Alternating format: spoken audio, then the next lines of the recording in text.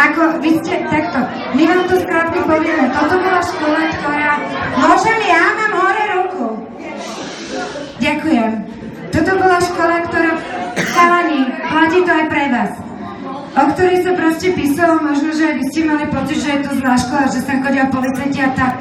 Pritom tu je neskutočne veľa deciek, ktoré sú úžasné, majú ešte úžasnejších rodičov a my sme mali takú dohodu, že ak oni dokážu za 2 roky urobiť nejaký posun a zapracovať na sebe, takže nám tento úžasný človek, Erik, splní to, čo vlastne oni chcú.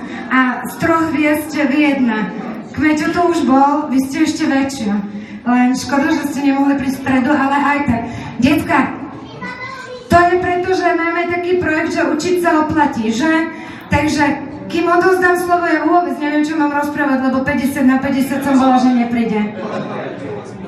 No, dobre, len nechcete im niečo povedať na začiatok. Tak najprv im povedzte, že či sa vám chce veriť, že ste tu. No jasne, čaute, ja vás zdravím. Ja som veľmi rád, že som vás mohol navštíviť. Dúfam, že máte pre mňa napísané nejaké otázky, lebo rád by som s vami pokecal o živote alebo o tom, jak som začínal a čo všetko som musel urobiť, lebo ja som taký istý, jak vy. Ja som jeden z vás. Vôbec som není vás, alebo menej, proste všetci sme si rovnakí. Možno jediné, čo nás delí, je to, že som od mladá makal na seba a išiel som vždy za svojím cieľom. Kašľal som na rasizmus, kašľal som na to, či mi niekto praje alebo nepraje. Proste išiel som si za tým, pretože ja som presvedčený, že Romáci majú dar na hudbu alebo na šport. Ja viem, že učenie vám moc nejde, to nešlo ani mne, ale som dôkaz toho, že ja neviem, prírodoveda, alebo vlastiveda, alebo slovenský jazyk, alebo matematika, alebo tieto veci. Keďže som si nevšímal, tak som si všímal to, kde by som mohol rozvíjať svoj talent. A ja som zistil, že mám talent na hudbu, ja som si za tým išiel, to je celé. Pretože každý má cieľ, každý má sen. On nepríde za tebou, ty musíš ísť pred, lebo každý z vás má na to. Dám ruku na to. Je to iba v hlave, tieto veci dávno viem. Pozri sa okolo seba a začni vnímať. Je to jednoduché, iba začni snívať. Na správnom mieste pravý čas. Nič není nemožné. Je to tak, ako povedal Mohamed Ali, nemôže není tvoje sny sa nikdy nenaplne, keď prestaneš veriť, preto nádej mám. Na tom zakladám. Nechcem nikoho pomôcť, všetko chcem dosiahnuť sám. Za seba môžem povedať, že ja sa nevzdávam, stále mám veľa snov, aj keď rany dostávam. Nezahadzuj šancu, nezabúdaj, musíš veriť, pretože keď to všetko dosiahneš, ten pocit nebude chcieť zmeniť.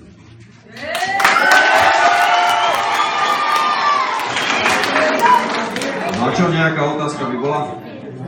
Jak si začal? A čím si začal? Tak začínal som v Piešťanoch v izbičke. Videl som v televízore niečo, čo ma totálne fascinovalo, to bol breakdance, alebo tá hudba. A začal som to napodobňovať a videl som, že mi to strašne rýchlo ide.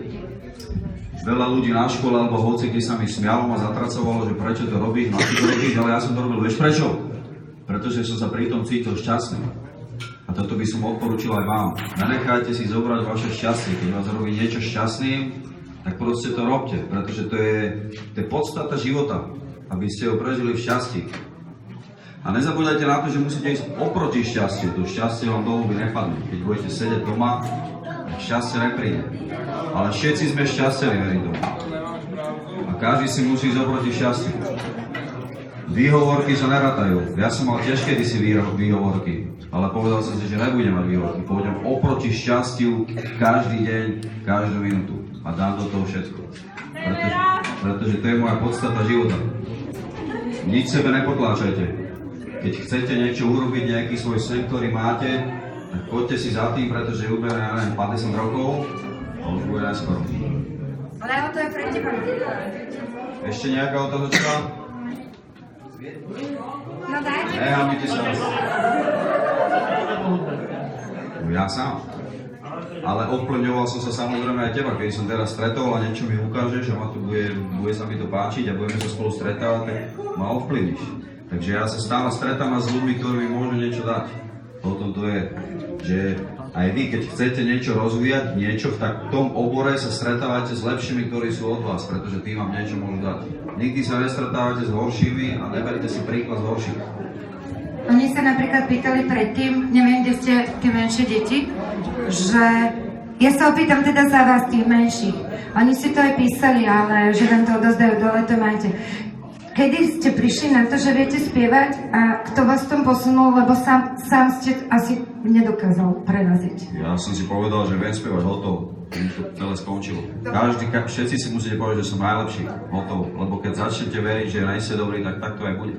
Dobre, Začalo to nejak v puberte okolo 11-12 rokov. No ale ja sa za nich pýtam, ja budem týkať. To znamená, že si prišiel, postavil si sa a povedal si, že som Patrik Vrbovský a idem spievať? No, začalo to v detskej izbe pred zrkadlom, samozrejme, ako každé decka, potom som to skúsil natočiť, potom som, dáme tomu, išiel do štúdia po nejakých ďalších 5 rokoch, že som si našporil, aby som si mohol zaplatiť prenájom. Počujete, decka? Čiže... A pozeral som, načúval som, mal som otvorené oči a sledoval som tých lepších, ktorí sú odo mňa. A hovoril som si, že strašne by som chcel byť ako oni. To znamená, že na ten sen si človek šporí, hej? Určite, že robí... No, hlavne ten sen takto. My sme to tu máme aj prezentáciu, ale my sme sa to snažili aj zistiť, lebo akože vážne toto, ich sen si ty.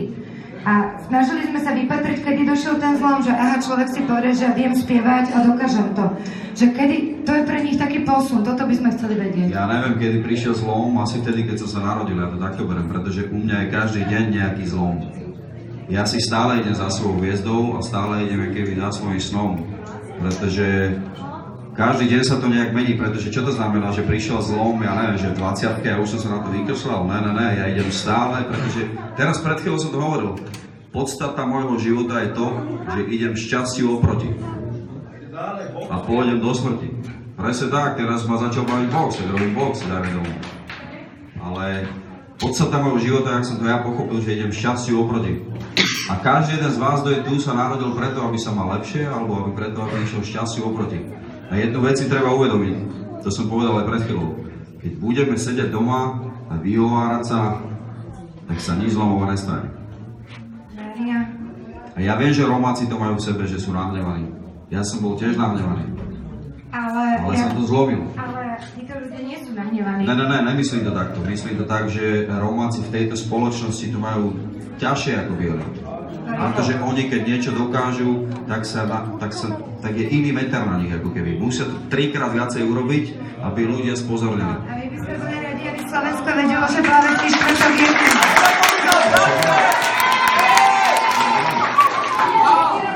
Ono, ani týchto ľudí netreba... Však je iný, ale iba pre nás troch možno. Je pravda. Ako oni, keď dostanú odvahu a sa odprezentujú, tak ako oni sú fakt ľudia, ktorí majú veľké srdce, decká vedia, OK, tak nevedia písať dobre, no nevedia, naučia sa. Ale v živote možno tú gramatiku tak nepotrebujú, ako tu nám... To som hovoril na čas. Jedného speváka,